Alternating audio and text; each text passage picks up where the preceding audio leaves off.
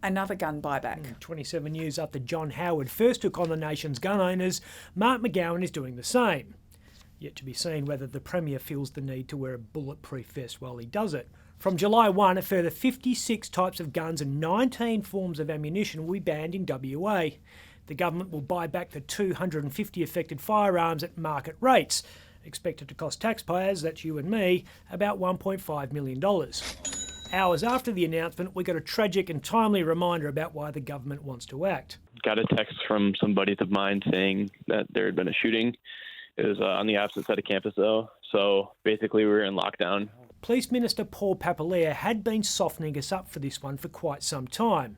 He released an alarming map showing how many weapons littered the suburbs, held press conferences surrounded by worried-looking coppers, said he would soon require mandatory mental health checks to weed out current and prospective licence holders with questionable soundness of mind, and had endless photo shoots with a large menacing weapon, who was also worried about how many guns were out there. Tuesday's announcement about the new laws was preceded by a spot on 7 News on Monday night. Listen to the reaction of experienced police when they discover what's under this couch. Oh, wow. A secret trapdoor. Operated by a hydraulic arm, reveals a gun lover's treasure trove. The owner of the home, raided by police, was former professional fighter turned boxing promoter David Letizia, who fought under the name Iceman. You are still dangerous. Letizia appeared to be preparing for High Noon in High Wycombe. This guy was tooled up like Keanu Reeves in The Matrix, and he kept his array of weapons in a secret chamber. There was a trapdoor under an hydraulically lifted couch, which led to my underground lair. Oh, that is a lot of guns. Reporter Jeff Parry, used to being around firearms. That's him in Ukraine a few months ago. But even he was a bit surprised by what was downstairs. There was a custom-built shooting tunnel, so the bang-bangs could be put through their paces. With a motorised pulley system to place targets where the shooter wants them. It was all very dramatic and alarming, but here's the thing, the guns were all licensed. Iceman got a fine because some stuff wasn't stored properly. My heart sinks every time I see a firearms burglary where more than 10, sometimes 20 and 30 firearms are being taken from a house, in particular where those firearms are unsecured. But you could argue that being in a secret underground lair under a couch in High Wycombe made them the most secure weapons in Australia. Iceman's in court in a few weeks, and this is the best bit of all. He isn't appearing because of the guns. They're going him for not having council approval for the bunker. Well, the cops wouldn't have known anything if it wasn't for the tip-off. Led them straight to him. Case closed. It was even easier for the feds. They didn't need a tip-off. They just had to follow the EPIRB. The recent story about 3 blokes rescued in the Great Southern Ocean clinging to an esky that proved more buoyant than their boat captured the world's attention.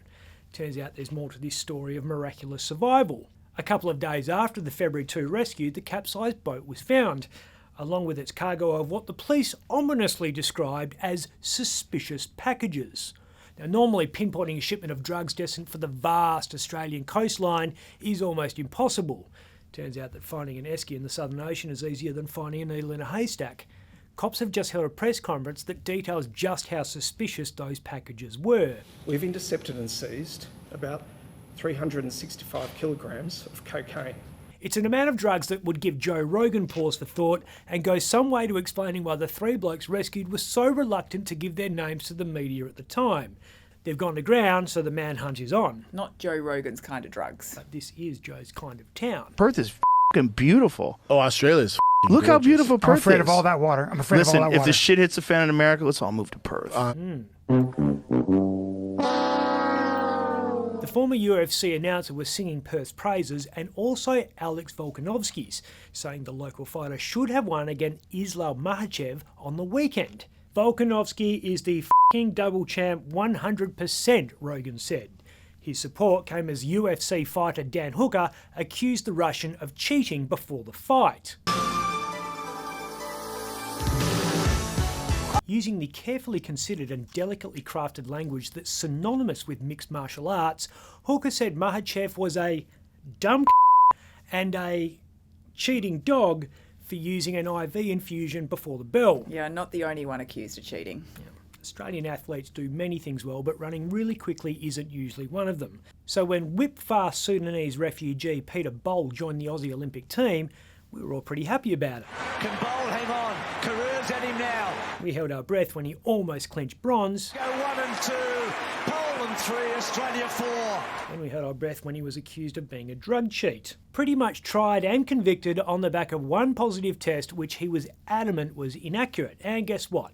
Turned out it was.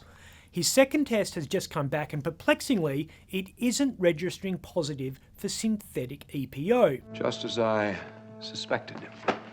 Sport Integrity Australia is sticking to its guns, however, saying sample B was atypical and they still need to work out what's going on before they let Peter near a starting gun. It's arrived. The moment. They're off. Assuming it hasn't been confiscated by Mark McGowan. I'm Ben Harvey. For more update, click the subscribe button below.